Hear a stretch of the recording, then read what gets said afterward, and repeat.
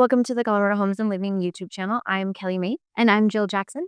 And we are here to go over all the ins and outs of Colorado and the real estate market. So if you're looking to buy in 10 days, 10 weeks, or 10 months, it's never too soon to reach out with any questions. On today's channel, we are going to be discussing reasonable requests to ask for after you conducted a home inspection.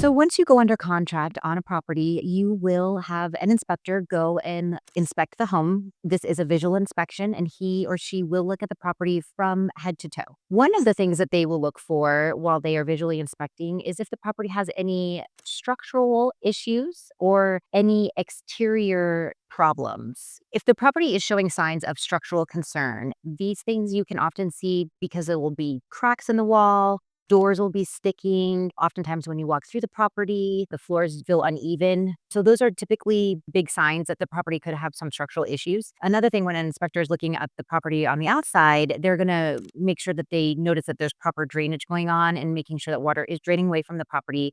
Because if there is any water draining towards the property, that could obviously cause water damage to the home, which is something you definitely want to avoid. Another thing that they do inspect is, making sure that the doors open and close properly, as well as windows, and making sure that there's no cracks or replacements that are needed for windows. And another really big ticket item that they do inspect is your roof, making sure that the roof isn't past its lifespan or there's not major wear and tear or damage to the shingles. All of these things are just part of the basic home inspection that an inspector will do. And if any of these items are flagged and are of concern, then these are definitely items that are common to take back to the seller and have the seller address. So other reasonable requests would include if your inspection report indicates any major health and safety items.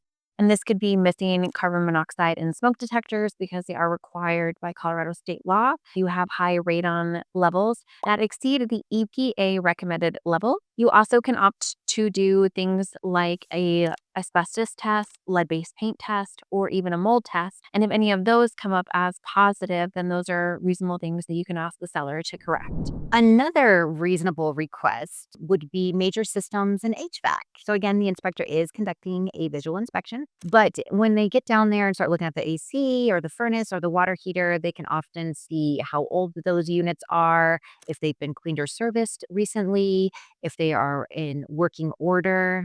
These are very large ticket items. The inspector will often recommend that these items need to be, at minimum, cleaned and serviced, and make sure that everything is in good working order for you. Another major system would be plumbing and electrical, and making sure that you don't have water leaks. The toilets are working, the faucets are working. Electrical, making sure you do have the GFCI, making sure that the electrical panel is up to code and there isn't anything funky going on with the electrical panel.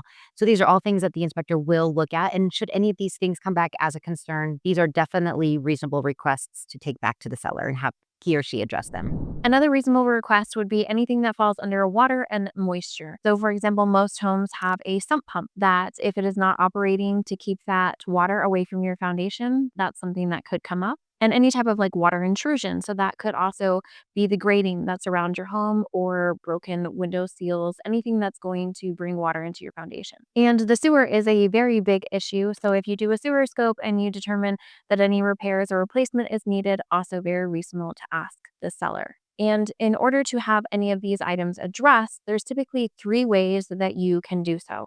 And the first way is going to be by a seller credit at closing. So what is going to happen is the seller is going to give you a credit. It ultimately will reduce the closing costs that you bring on day of closing. So it keeps money in your pocket so that you can use your own money for those repairs at a later date with a contractor of your choice. Keep in mind that there are restrictions on how much you can accept in seller concessions.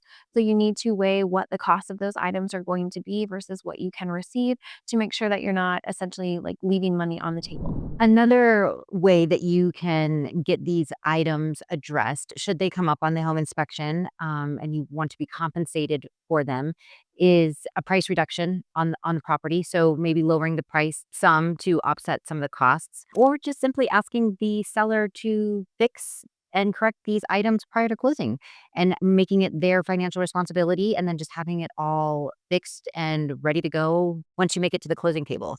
Yes, and if you choose to ask the seller to make any of these specific repairs, it's really important that you get in writing or have an expectation of who is doing them, what kind of documentation that you want or expect for the repairs that were completed. These are just some reasonable items to request after a home inspection, and then just ways to go about satisfying these requests that make you happy as well as the seller. So if you are looking for more information about inspections, what's reasonable, how to negotiate, feel free to reach out to us with any questions. You can contact us by our QR code that will take you to the website or our phone number listed below. And don't forget to subscribe to our YouTube channel. We upload these videos on a weekly basis in hopes that you do contact us. So until next time, take care.